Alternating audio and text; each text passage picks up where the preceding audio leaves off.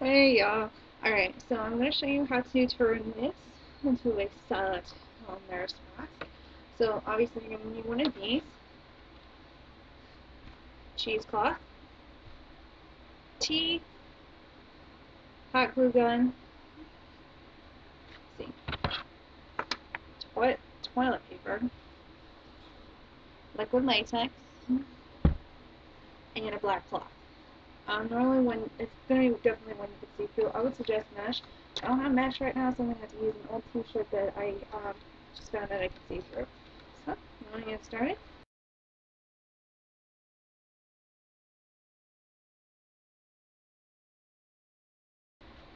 So first of all, what you're going to do is find out which eye you want to cover. I'm going to cover my right eye. You can cut out a piece of this cloth. If you find out it's stretchy, don't make it stretch, because then it's just going to come back in and it's going to look really, it's just not going to work for you. So you're going to cover the eye that you kind of want to see through, and then you're going to hot glue the edges of it.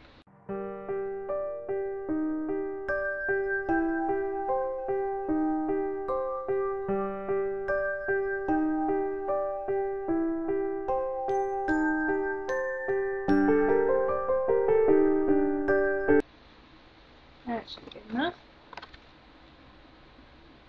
It looks like a cow. Okay, next you're going to take this, shake up your bottle with the latex, because mine's been sitting out for a couple of weeks. Alright. And you can use a sponge. You can also use a makeup brush. Makeup brush. I prefer to use a sponge because mine's actually going to go underneath it. And then you're going to take your toilet paper. Right. So beware, liquid latex is going to start making things a little messy. So I would suggest putting something underneath it, or making sure something that can be disposed of is underneath it. There we go. Good glob of liquid latex. Oh, oy vey. Oh, it smells.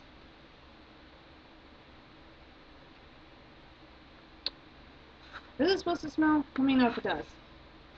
So you have no idea. Ugh. Okay. There we go. So you have to take your sponge and dip it in there, and then dab it all over the mask.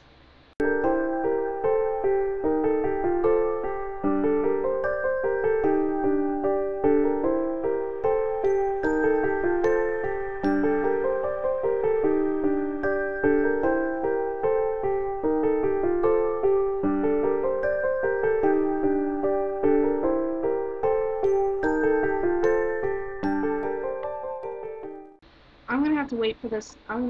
To dry because I use a hair dryer. Because technically I'm not really supposed to be doing this this late at night, but I got insomnia right now, so I'm gonna wait for it to dry, and then we'll start putting the toilet paper coat on. Okay, so the liquid latex is dry, not completely, but it's still a little tacky, which is great for the texture for the mask. I know you put the gauze over it, but you have to lay the gauze completely flat, and it still looks like there's burnt, crumbs and weird skin underneath, and you definitely need to get that texture going. So we're going to take toilet paper, rub it in our hands, get this long stick going, and then you lay it, wherever you want on the mask. Make it completely flat. Take the liquid latex and dab it, and get it all over.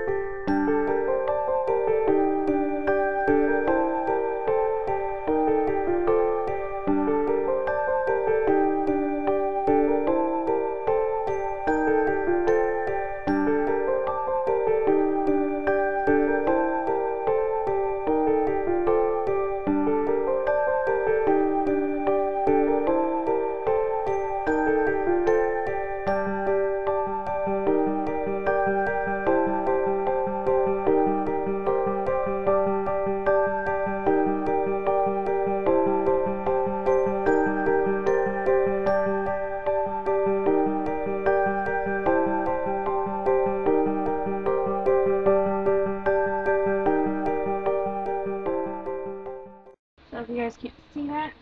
Got somebody going across. And like I said, make sure you don't cover any mouth holes. Be careful when you do it. So that's why I chose cheesecloth. It's a lot easier to breathe through because. But we're gonna wait for this to dry, and then we're gonna paint it that light brown, so it's still got that undertone underneath it. Alright, so when your mask is completely dry, it'll still be really sticky, very tacky. That's just liquid latex. It's supposed to do that.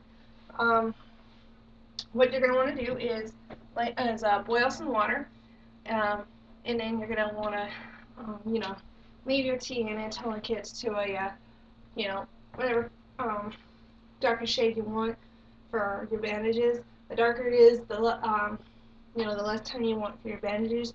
But you gotta also keep an eye out for them because you don't want your bandages too dark. You just want them still that light brownish color, so it's kind of more of a rusty color than looking like one of those ink bandages you get for sporting events. The next thing you're going to want to do while the tea is drying is lay out some cheesecloth. You're going to want it to be big enough so it can wrap around your head and give you at least a good 3 inches or so, just so you can pin it down. And you're going to want to cut it.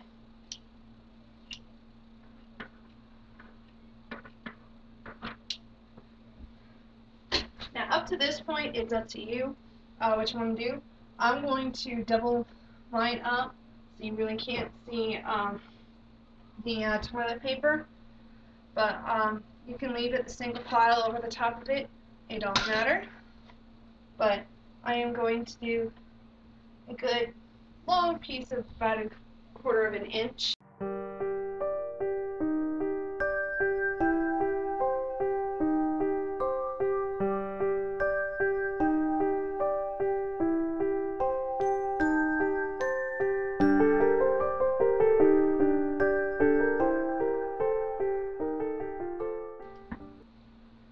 Get a good long piece right there. Make sure it fits over it. Now, I would not suggest having your tea be hot when you put the cheesecloth in, because you can tend to melt it. Because the cheesecloth is so fine, it'll actually make it kind of contract within itself.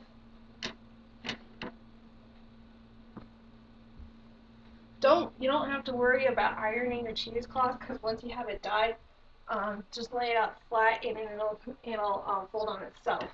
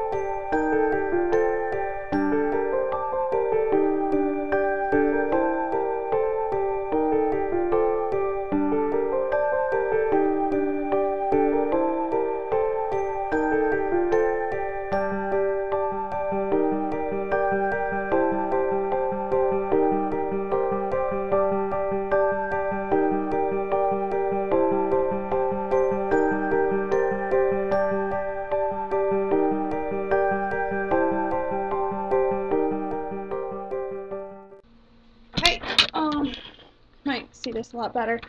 What I did was I just lay out the strips on approximately where I want them to go, and then I'll take them off. And I'm going to take them off one by one and put them in the tea to dye them. And then we're gonna want to lay some paper towels out for the cheesecloth to dry on, and it'll be very stiff when you dry it. If you want it to be a little bit more movable, you just have to move it around. I'll show you how that's done. Okay, so when your bandages are dry, you're gonna want to start hot gluing them to the mask. I also dyed some of these long pieces because I I just realized that there's probably going to be some parts where it's going to be showing my white cap.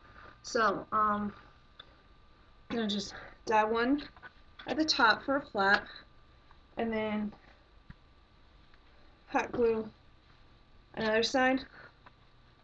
It's going to be on the side, so.